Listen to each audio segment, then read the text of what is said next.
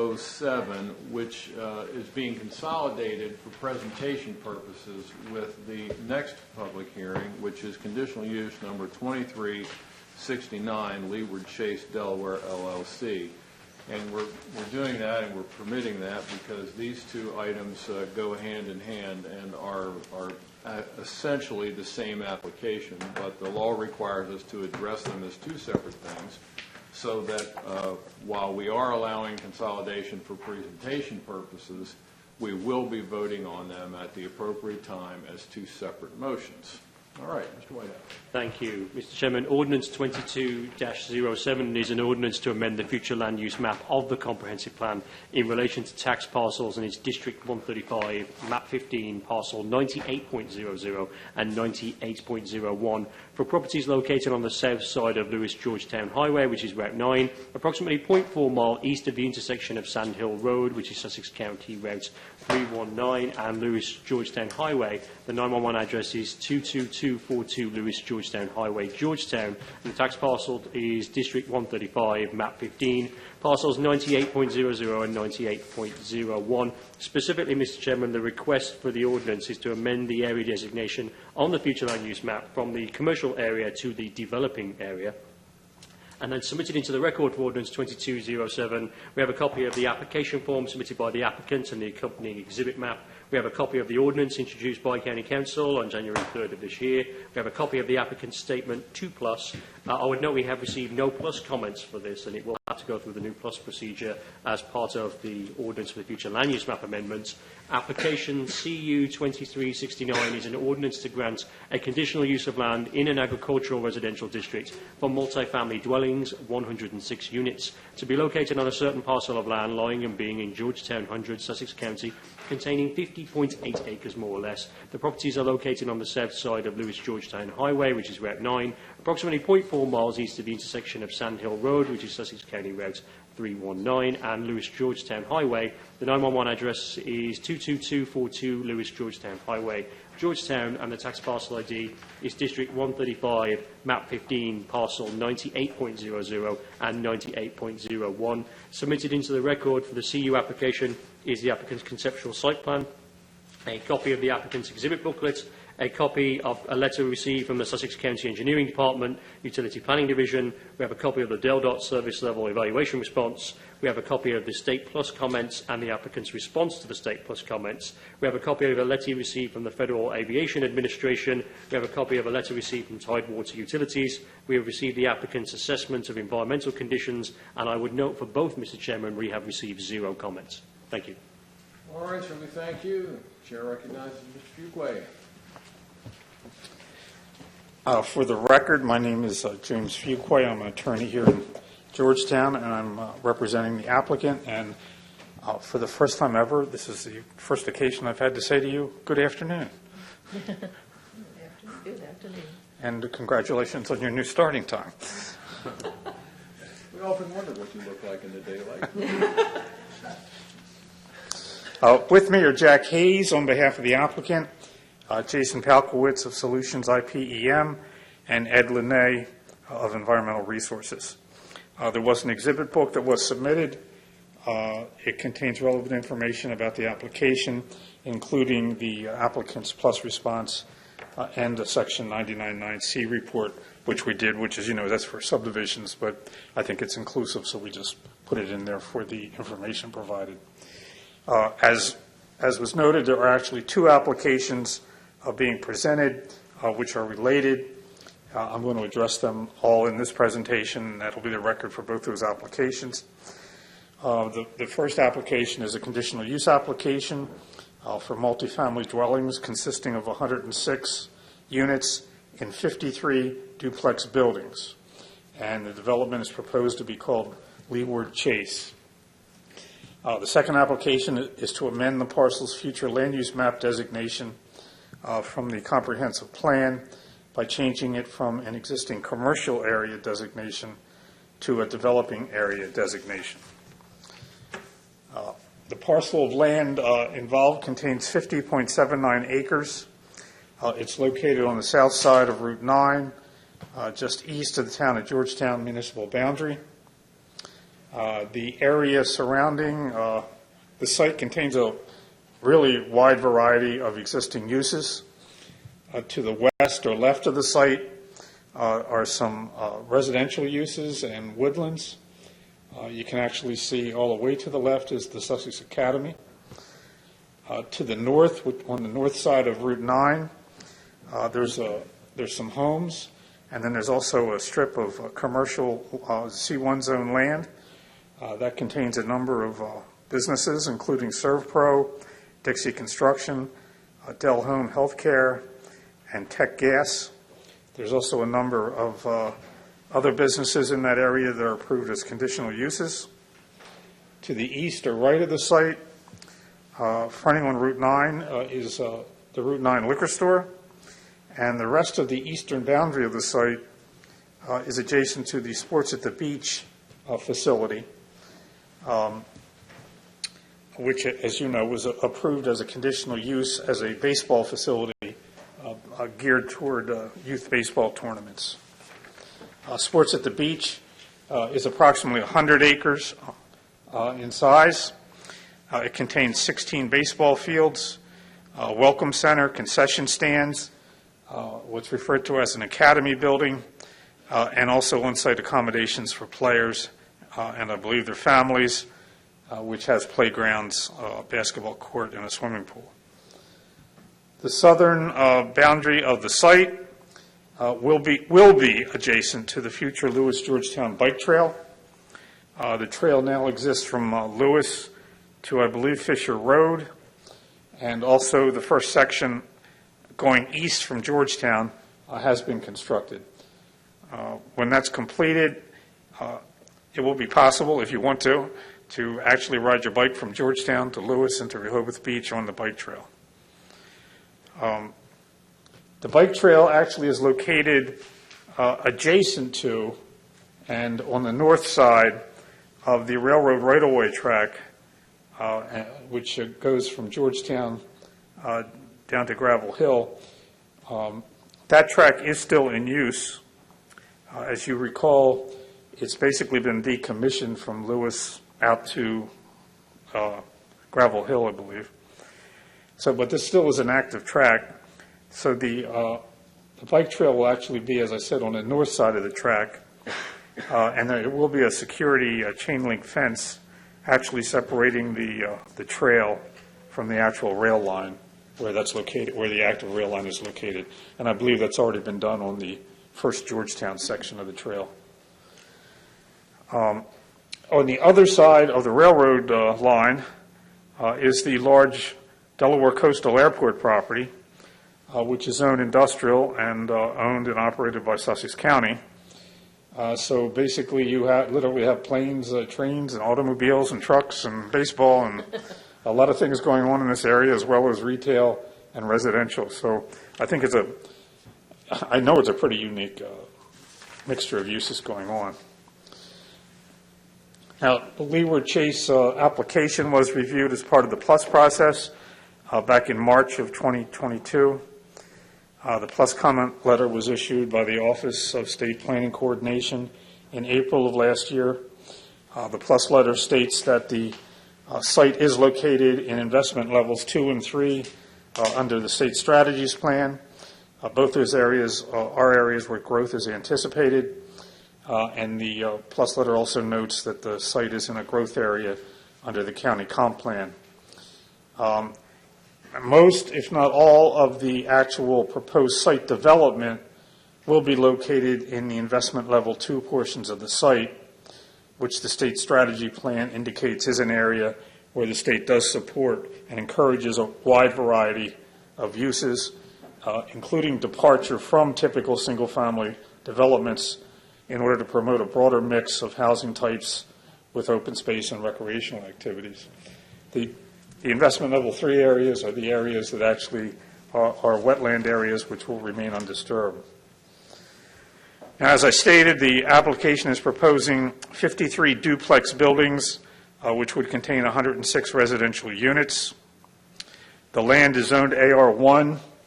Multifamily dwellings, such as duplexes, are permitted in the AR1 district as a conditional use, in accordance with the provisions of the zoning ordinance in section 115.22. And there are two provisions of the ordinance that I need to address in a little detail. They involve the future land use map and the proposed density of the development. So first, as to the future land use map, and again, this is something that a few years ago we weren't even talking about. Now it's become a pretty common event as far as needing to change the future land use map.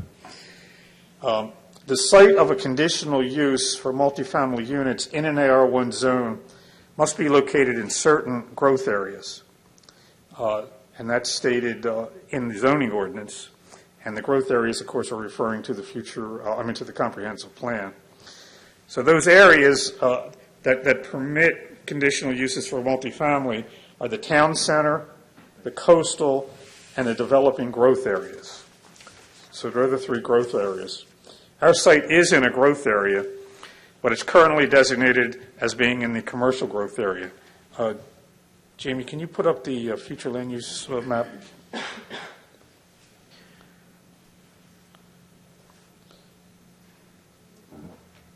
So our parcel is the largest parcel right there. That's the site. So as a result, in addition to the conditional use application requiring approval, we've also filed the other application for a future land use map designation amendment. And what we're requesting is that that parcel be modified from the commercial growth area to the developing growth area. Now, if you look at the map itself, you can see that the majority of the land adjacent to and surrounding our parcel is already designated as being in the developing area, which is the tan color on the map. So the requested change would be consistent with the designations of the adjacent properties and not out of character with the existing designations in the area. In addition, the developing area designation is actually a less intense classification than the existing commercial growth area designation. And by that, what I mean is the comprehensive plan states that in the commercial growth area, that can include concentrations of retail and service uses, including shopping centers and other medium and large commercial uses such as hotels, motels, car washes, and auto dealerships. So those uses are actually appropriate in a commercial area. The developing area designation is basically wouldn't permit most of those uses. It authorizes a range of housing types, some office use, and some limited commercial use at selected locations. So the developing area designation would result in a residential community at this location as opposed to some type of commercial development, and the residential use would have much less potential adverse impacts related to noise, lights, hours of operation, traffic, things of that nature. So we think it is appropriate, and also I think you have to remember that on the future land use map, this is designated as a commercial area, but on the zoning map, this is AR1, so it's quite a difference between the zoning map and the future land use map. I mentioned I need to tell you about two things. The second one, and this relates to density. In the zoning ordinance, the ordinance states that a developer of multifamily units in an AR1 zone may pay a development fee for each unit requested in excess of 2 units per gross acre. And this is the first time I've ever dealt with this provision. Our site actually contains 50.797 acres. So that acreage would actually support, at 2 units of the acre, 101.594 units. If you recall, we're proposing 106 units, which is 4.406 units in excess of 2 units per acre. So the ordinance provides that if you approve this, the required development fee for anything in excess of 2 units per acre in the Georgetown developing area is $15,000. So as a result, if this conditional use application was approved for 106 units, the applicant would be responsible for paying a development fee to the county of $66,090, which is 4.406 units multiplied by $15,000, although I will note that would have to be a determination the county would make as to those calculations.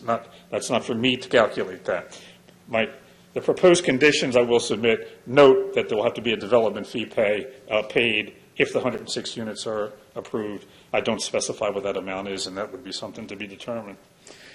So, after that somewhat involved introduction, let me address the specifics of the proposed application. Central sewer will be provided as part of the Sussex County sewer system. The development will have gravity sewer lines connecting to an on-site pump station. The county engineer office has indicated that wastewater capacity is available for the development. Originally, the county did tell the applicant to check with the town of Georgetown to see if they could provide sewer, and the town said they do not have the ability to do that here, and the county is providing sewer. Central water for domestic and fire protection will be provided by Tidewater Utilities. An ability to serve letter from Tidewater is in the record. Service will require an expansion of Tidewater's franchise area to include this within the Public Service Commission approved area. Stormwater management facilities will be designed and constructed in accordance with NREC sediment and erosion control regulations. They'll be reviewed and approved by the Sussex Conservation District. A wetland delineation was performed by Ed Linné of Environmental Resources, Inc.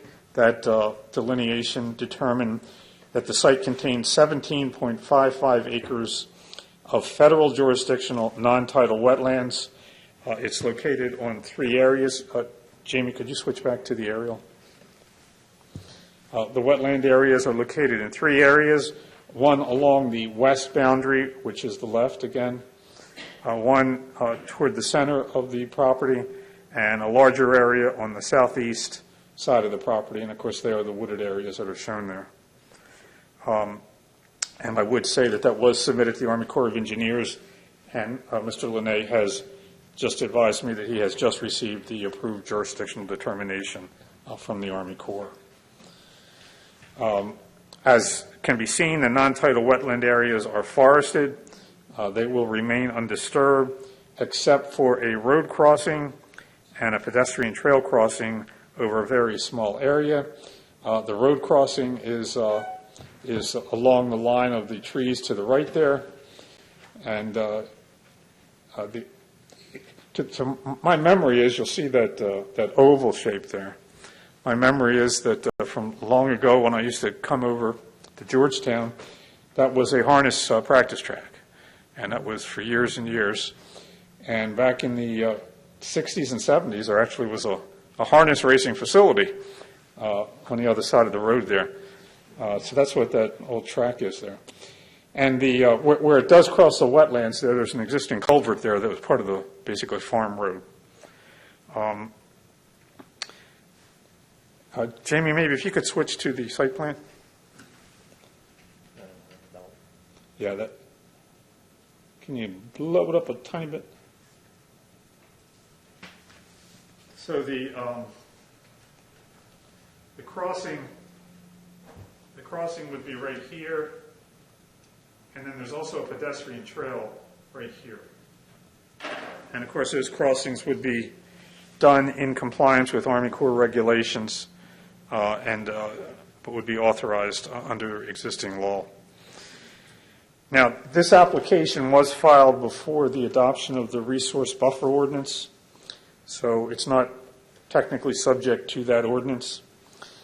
However, the applicant will be providing a voluntary 30-foot buffer adjacent to all of the non-tidal wetland areas, except where the road and trail crossings are located.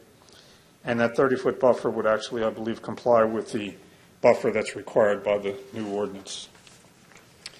The property is located in Zone X under the FEMA flood insurance maps, so it's outside of the flood hazard area.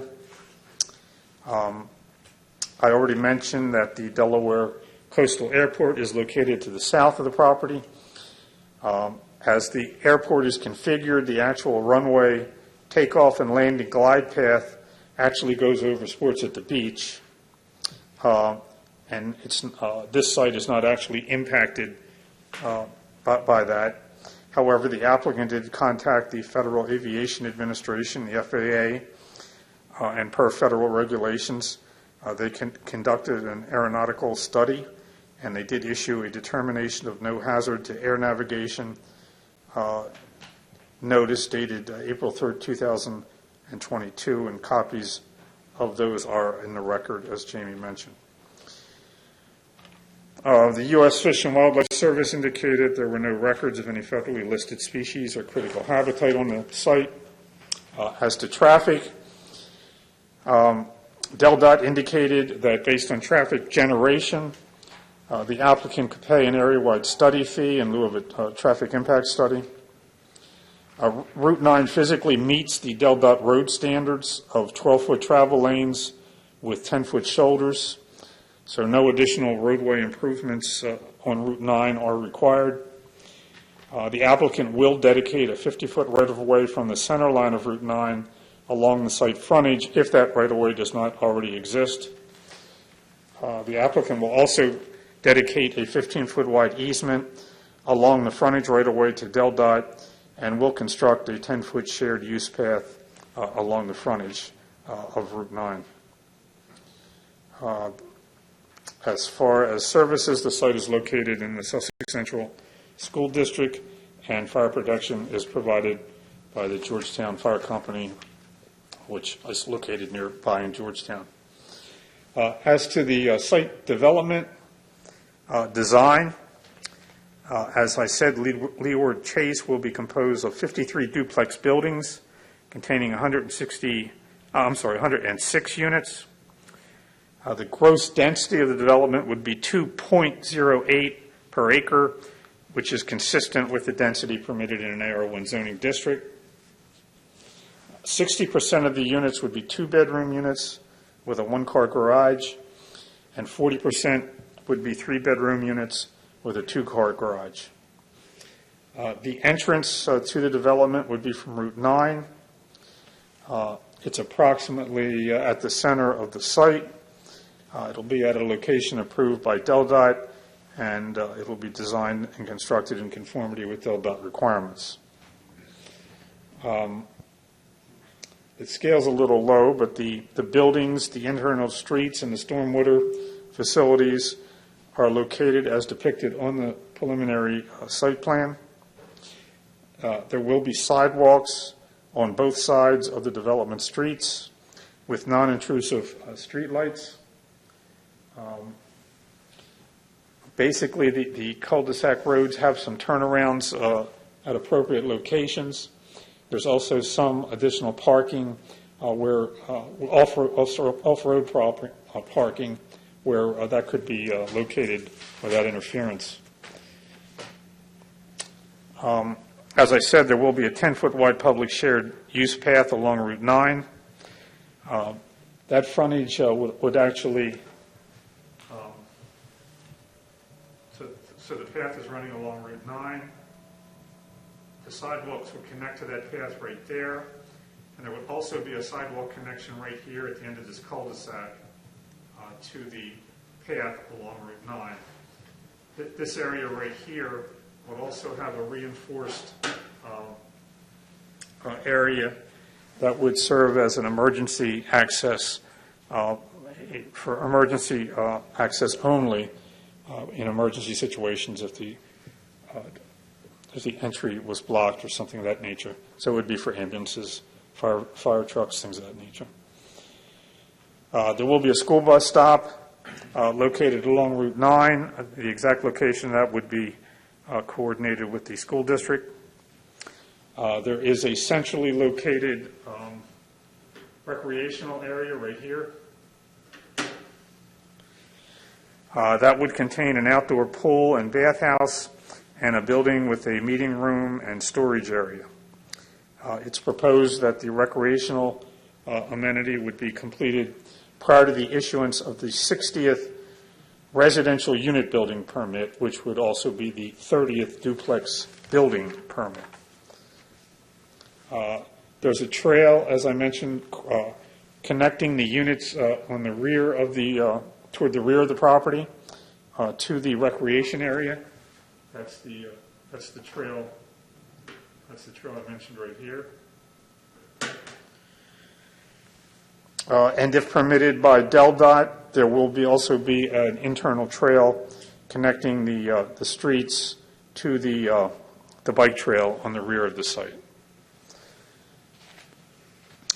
There's a 20-foot wide landscape buffer at appropriate locations along the perimeter of the property. There's a 75-foot vegetated buffer along the site frontage on Route 9. And as I already mentioned, there'll be a voluntary 30-foot buffer from the non-tidal wetland areas, which would remain undisturbed, except for the crossings. The open space, as defined in the Sussex zoning ordinance, and that open space includes wetland areas, buffers, the recreational area, and other community open common areas. It totals 35.9 acres, which is approximately 70% of the site, and that's well in excess of the 40% open space required by ordinance for a multifamily conditional use. As far as the legal basis and legal requirements for a conditional use, as you know, the purpose of a conditional use is to provide for certain uses which are generally of a public or semi-public character and are essential and desirable for the general convenience and welfare. And in addition to the use itself and to the location of the use, an important consideration for a conditional use is the relationship of that use with the comprehensive plan. So as I said, this is proposed to be 106 duplex units. Unlike most developments of this type, these units are not proposed to be sold. This development is planned to be a residential rental community. And I don't think this is something that we've dealt with much in the county yet, but it's something that seems to be a new trend in the country. It's called build to rent. So developments are actually being built, sometimes single-family developments, sometimes multifamily duplex developments, with the intention of renting them because of the affordable housing issue. I've been seeing it with more of my clients lately, so I think it's something you're going to see more of. So the proposal here is at least, this is not going to be sold units. The developer will be the owner of the land, the owner of all the units, and will be responsible for all maintenance, all repair, and all management associated with the buildings, the roads, the recreational areas, the common areas, the buffers, etc. The development will be market rate rental community with residents entering into a residential lease agreement. The developer's business plan is based on the clearly established existing need for more affordable modern housing in the Georgetown area and the need for housing for employees working in the Lewis and Rehoboth Beach businesses. And that need is well documented. The Georgetown 2021 Comprehensive Plan states that Georgetown recognizes the importance of affordable housing and supports a balance of housing stock for all ages, incomes, including workforce housing. Chapter 8 of the Sussex County 2019 plan states that a shortage of affordable housing is a very real problem for low and medium income households in Sussex County, including many families with full-time year-round jobs. The county comp plan states that there's a particular shortage of affordable housing in eastern Sussex County, where a lot of the workforce has long commutes from western Sussex County. Additionally, as stated in the PLUS letter, review comments from the Delaware State Housing Authority indicated that the State Housing Authority, they state that the need for additional housing affordable to a broader spectrum of county residents is well documented. and that additional market rate multifamily rental units will provide a more affordable housing option to help mitigate this housing insecurity that a lot of people are experiencing. And again, the Delaware City Housing is support of the application. So from a land use point of view, whether it's a rental unit or a sold unit, there's no distinction. It's a duplex unit. But that is the business plan.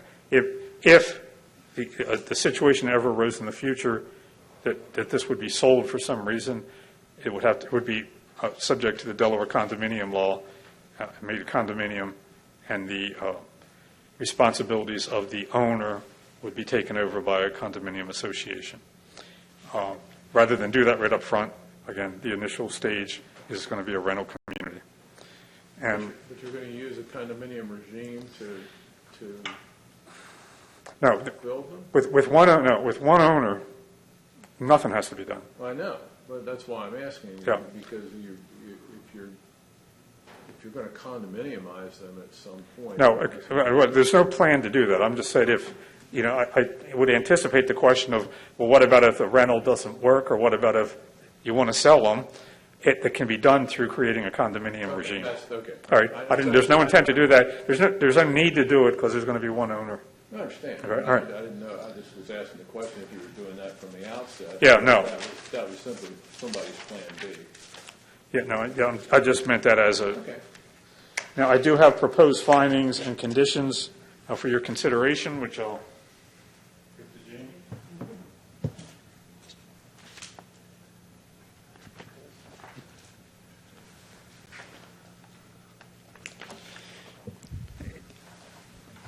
So in closing, the essence of this business plan, which I know you understand and can appreciate the fact that there is a lack of housing. It's very expensive to buy a house in eastern Sussex County. Aside from the price, which is the initial problem, the other problems, of course, are you need a 20% or so down payment. You have your mortgage payment to make. You have taxes to pay. You have insurance. You have maintenance, et cetera, et cetera. The business plan here is a person can rent a modern home with space, not with someone above them, below them. In this case, there is a duplex, so there will be a party wall between units. You have a yard. Again, these are 2- and 3-bedroom units with garages, and it's a modern home. So we believe that this is an appropriate conditional use because it is essential and desirable for, as the code says, the general convenience and welfare. It provides a more affordable housing option for county residents. The proposed use is consistent with and responsive to the stated goals of both the county and the Georgetown comprehensive plans because it addresses this stated need for more affordable housing. The location, again, is surrounded by a wide range of existing uses, including residential, retail, service businesses, sports at the beach, a bike trail, and I guess literally planes, trains, and automobiles at this site. And it seems to be an appropriate place for this type of use. As to the future land use amendment that I discussed, this proposed use is much less intrusive and less intensive than numerous commercial uses that would be permitted by the current commercial area future land use map designation. And we believe, again, there's a larger need in this area for this use. So for those reasons, the applicant requests your favorable recommendation to amend the future land use designation and request your approval of, or recommendation of approval of the conditional use subject, of course, to appropriate conditions. And that would conclude our presentation subject to your questions. All right, sir, we thank you. We'll see if anyone on the commission has any questions for you. We'll start with Ms. Wingate. I think it's a great idea to offer rentals here, and especially if they even did short-term rentals for the families that come in for the weekend and week-long tournaments. And it is in a good place that it can accommodate other people that need teachers and medical help. Having said that, and I don't know if this is even something we can ask, but is there plans to have an on-site property manager? Yes, there are. One of the Could units address will any- be an on-site resident manager. Okay. I really don't have any other questions at this time. Thank you. Okay, Mr. Mayor? Not at this time, Mr. Chairman. Ms. Oster? Tell me again, how many parking spaces are there? Okay, well, starting with the 1 and 2 car garages, theoretically, that's 1 and 2 parking spaces. I understand the 1 car garage probably means that's not a parking space. The 2 car garage probably means it's 1 parking space. But there'll be driveways, so there'll be cars that would be 4 vehicles could fit in the driveway. And then there's some additional parking spaces in front of the rec center. And then there's some, as I said, there's some little like pull-out parking. It's not a lot, 3 or 4 here, 2 or 3 there. We tried to put them in for that overflow thing when somebody has a birthday party or, something like that. Yeah, that's one of the things that I've been hearing from ambulances and emergency services is that in places like this, people are parking on the road, and if there's an emergency, the fire trucks can't get through and the ambulances can't get through. So I'd like to see a little more parking. Yeah, the intention is that there would be no road parking here. I mean, that's what the plan is. And again, it's just a question of you don't want to overreact and have too much parking either that isn't used. And again, it's only used when it's needed, and that's kind of a rare thing. But it meets code, but I understand, and that's why we put in some extra parking. Has to go under fire marshal review, right? Yes. My apologies to interrupt, Mr. Chairman. Just for the benefit of those listening online, if you could all just pull your microphones about 6 inches closer, that would be very much appreciated. Thank you. Okay. Sorry about that. Okay. Thank you. Lean in.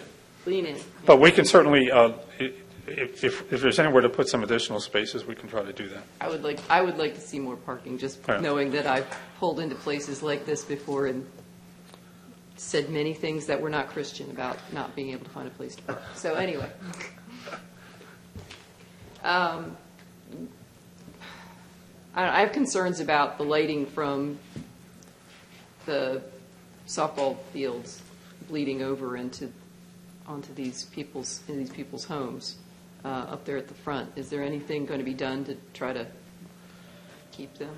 I don't think there's anything that can be done I think they're directional lights on the ball fields. They're supposed to be directional lights on the ball fields. You see the lights, but I don't think they don't shine on this property. No. It's like any kind of a It's just okay, football so- field or thing, but I don't think, we're not going to put up any kind of barrier. Directional than a parking lot, Yeah. because you're trying to light a fly ball. Well, but I mean, they're geared toward the Well, field. yeah, they're facing the field, they're not facing. Right, that's all I mean. Yeah, yeah. And again, I don't think that those games don't go real late. I mean,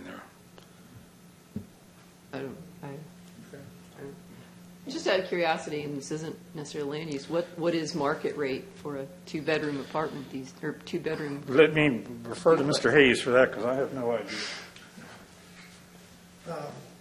Just as background, we did, You need to tell us your name. I'm sorry, my name is Jack Hayes. I live in the county at 19365 Lovett Lane in Lewis. We've spent a lot of time doing some marketing studies on the rental market. Actually, 2 of them were approximately a year apart. And the amazing thing in those studies is there is no vacancy, hardly any vacancy at all. Most of the units that have been built 5-6 years ago are full. They've remained full, and there just is no vacancy. But the one thing that became very apparent in that is there is no what I would call family-oriented type apartments. Sure, you'll see 3-bedroom, 3-flight walk-ups, but that's not really family-oriented. So this type of product has been built down in Florida very successfully for younger families and for people that can't afford $700,000 to $800,000 for a house.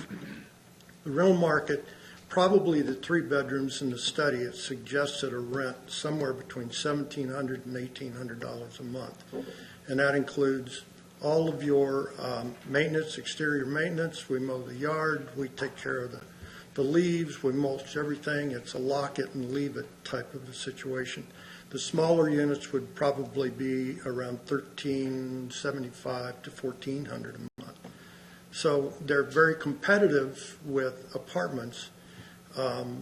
There's some cost savings because but for one single wall between the units, they're essentially single-family units.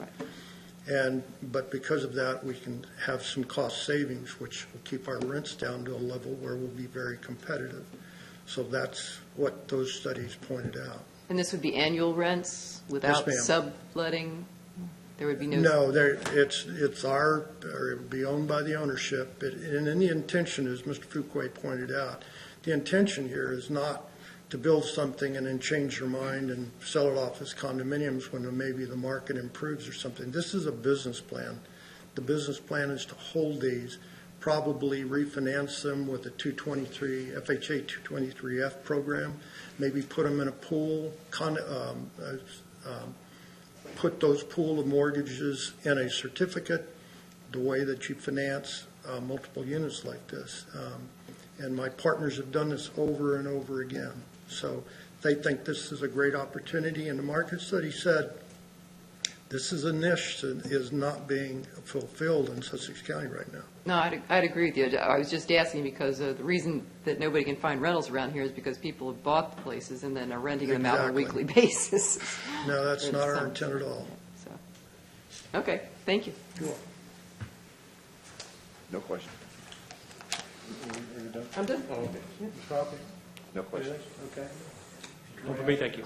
Not for me either, thanks. Staff? No? All right, Mr. Fuqua, if you... I'm sorry, you got a little something else you want to share? Hi, Jason Palkos with Solutions IPM. Jamie, could you turn the aerial on, the overall? Our aerial or your It aerial? doesn't matter. Yep. To address the lighting issue, if you see the ball fields, there's actually, there are maintenance buildings, 2 ponds, and 2 hedgerows in between the ball fields and the proposed unit. So it's not like the units are right next to it. Yeah, you're right. Okay, good. Thank you. Thanks for pointing that out. All right. Commissioner, are there no other questions? Is there anyone else here with an interest in your application? Is there anyone here that would like to speak in favor of Ordinance 2207, Conditional Use 2369, Leeward Chase DE LLC? In favor? Yes, sir. Come on up.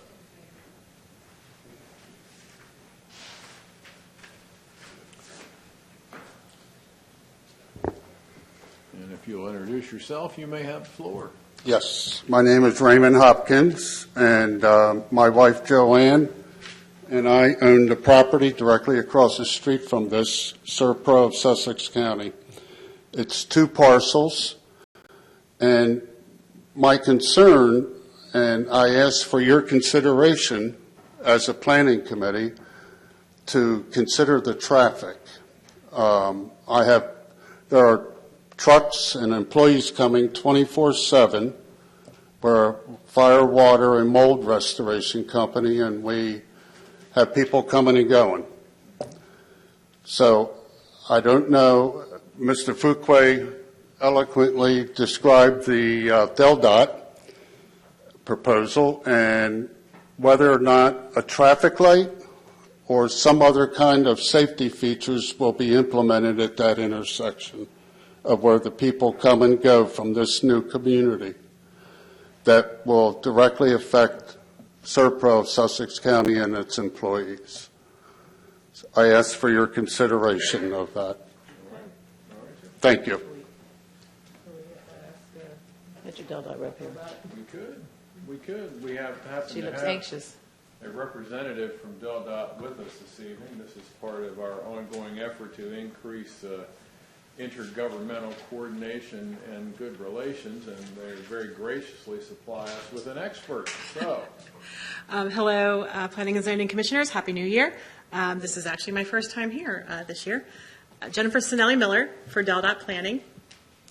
Just coming in, not to speak for or against the submission, but just to remind Planning and Zoning and the applicant that the Coastal Corridor Study, which is the second joint effort between Sussex County and DelDOT, is still ongoing. We are in the process of conducting stakeholder conversations with the Corridors Committee.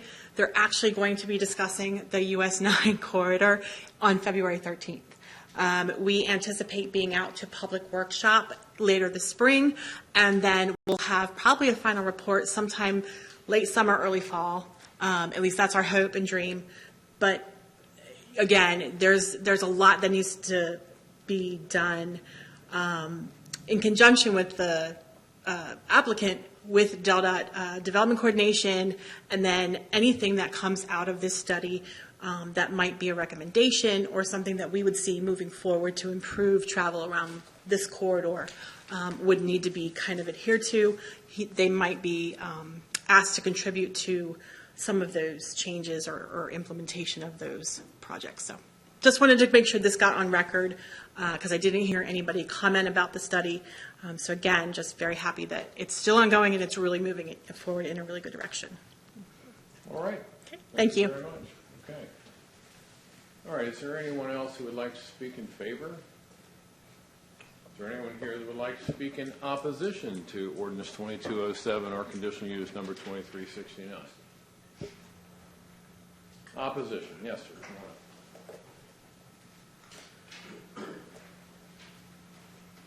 on.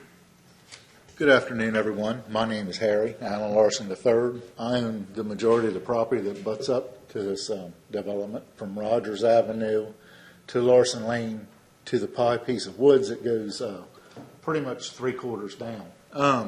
I'm really not for nor against this right now. I just want to make sure this is done in the right way. I mean, I've hunted that ground since I was 13 years old. It's kind of disheartening to see a development go in there, but this is a change of the times. It's something we're looking at, something we're going to have to put up with. I would like to see the ditch where we're proposing the where they're proposing the walking trails or crossovers. 13 years ago, when I built my house sits right here. I am from here. We can't see it on the screen. Oh, you can't see it where he's. Oh, I'm sorry. I thought he was. All right, you help me out. I'll give you a different color. Oh, you're all right. I'll give you blue. You're a, Don't tell him that. it's a good gentleman right there. You see that? Okay, that's my house. I am from here, there, and all the way down. When we built our house, right when Sterling was put in, I flooded and had no issues with flooding since I was born back there. And the year we built our house, we woke up one morning to 14 inches of water underneath of it. Water getting ready to come in a brand new home that we just signed for $300,000. And really worried. For all through the winter, my wife and I were happy that we seen it freeze, because that was the only little bit of fresh air that we had from trying to move water off of our property across the horse track into the ditch that goes here. Okay? When they started building the intersection, I met with a few people that were very helpful, and I didn't get any relief from the flooding, of course. It was about $13,000 out of pocket that I had to come back up with after I'd already signed to pay for a house. I just really want to make sure this is done right. That ditch that goes across that I just marked relieves a lot of the water that falls on to me from the other places. If I'm correct in saying, and it was a state representative that I met with, I catch most of the water from down Route 9 Sports at the Beach all the way down to the intersection at Rogers Avenue. I really want to make sure we can address that situation. I would also ask the board and the people representing the developer if there's any way in consideration that we could put, instead of vegetation or whatever as a buffer, what they did, I've seen at a couple different developments, I'd like to see an 8-foot tall vinyl privacy fence that would separate me from the growth. I mean, I know it's going to be there. I know, I've read the whole plan, top to bottom, which you've discussed today, and it's really a very well laid out plan. Just kind of concerning. I mean, for years, for 34 years this April, I've been pulling out of the end of my driveway, turning to the left at 6:15 every morning to go to the 911 center. And the last 5, 6, 7 years is a nightmare. and I don't care if I go to work at 5:45, I don't care if I go to work at 6:30. If you do not hit the cycle at the light on Route 9 and Share Center, you're done. You're sitting there. I want it to be addressed. I really want it to be looked at hard. As far as the lighting, sure. I can tell you right now, sports at the beach, through there, will light up my backyard. I hear the national anthem every Saturday morning. I hear it every Sunday morning, and I'm thankful because it's not Section 8 housing or some crap being built there. But just please take a look at it. I would like the consideration of the privacy fence, and I'm speaking for our neighbors. I mean, we've been a tight-knit little set of acreage there for a long time. Everybody knows everybody. Everybody knew everybody's family.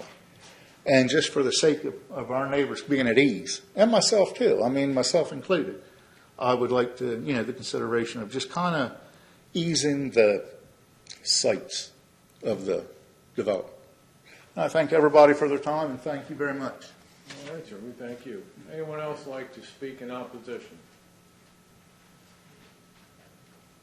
Okay, operator, is there anybody standing by who would like to speak in favor of or in opposition to these applications?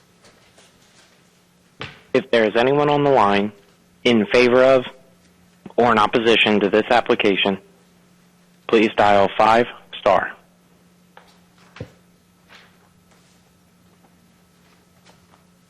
We have Ashley on the line. Ashley, your line is open. Hi, my name is Ashley. I'm an employee with Essex County, just testing the line. Thank you, Ashley. We hear you loud and clear, and we're glad to know the system works. Thank you. Operator, Thank you. is there anyone else standing by? At this time, there is currently no one else on the line. All right, so we thank you. Commissioners, any further questions, comments, thoughts that you wish to share before we close the public hearing? I mean, I did just make a giant speech earlier about changing the comprehensive plan. Well, this is the interesting thing about this is that the comprehensive plan, while it designates those areas commercial, the underlying zoning is residential, and so I don't know that it's a hard and fast rule, but it is a guideline. I do remember this area being considered and why it was designated that way, because there are planes, trains, and automobiles and every other thing around there, and logic would say, well, that'd probably be a pretty good place for, In fact, I think we were looking at those places. I'm surprised we didn't put it industrial, truthfully. So it isn't that we can't change the map. We can certainly change the map if we decide that that's what we need to do. And it isn't always because we got it wrong. It's just because sometimes there's more than one way of looking at things. But this was given, I know it was given some specific consideration at the time. So this is kind of a new thing that we're going to have to think about a little bit. So anyone else wish to opine, comment, I think summarize? it's an ideal application for our location for rental units. I'm sorry, say again? I was really glad to hear him say it's for rentals, because I think it's a great Okay, location well, there you for go. it. All right. All right, then. There being no further comment, we'll close the public hearing. We'll invite you to remain with us the rest of the day. Number 2369, Leeward Chase, Delaware, LLC. I just one editorial comment, setting aside the map conversation, because I think that's a good one that you all are having, is that if that wasn't in play, it just strikes me that we just went through the exercise of creating an affordable housing ordinance, and this is right outside of town with sewer. It's in an area that probably is better than most for that. And it's only 2 units an acre. It's not affordable. And I think that one of the things driving that whole discussion is because they were planning on doing rental. That's the thing. How much weight do you give, to the map in that situation? When is the appropriate time to change the map? And that may be the answer. That may be, well, this is agreed. Maybe thought about it. Maybe it seemed like the right thing to do. But there are other other considerations, specific considerations, which we didn't have before. Yeah. Now, in saying that, I just want to be clear that that's not a reason to deny it, because you can elect to do whatever, we can't, it's more wishful thinking that we get. Well, I'm glad you said that, because I'm sitting here, I was just, listening to the presentation, and I'm thinking, that's wonderful for 108, families, but they probably could have put 308 families in the same area, because there's a lot of people that need these rental units. Oh, as far as demand, yeah. As far as, I don't think there's any question that it won't come close to filling. Well, I think they had demand. to look out for the wetland issues that they had on site too, so they had to work around that. Right. I'm sorry, what did you say? The wetland issues. Yeah. The gentleman that spoke about the traffic got up in support when Chairman. Well, So yeah, I'm not sure he was supporting, but the traffic wasn't bad enough to keep him promoting a business in that location. Right. So it's an ideal location, and it's a need. I agree. Well, all right then. Like I said, these are the considerations that we have to consider. And that's why changing the map should not be easy, but it should be doable. Okay? And this, and the points you're making could very well be the justification for changing the map. And to your point, I think that you made, Holly, about there's a need for all these families that are coming in for these games. Yeah. And that would keep them off the highways going into Rehoboth to get their motel there, or But that's not what we're. if they do weekly rentals, if they would consider doing like a Is weekly there- rental, What's the downside? like a VRBO.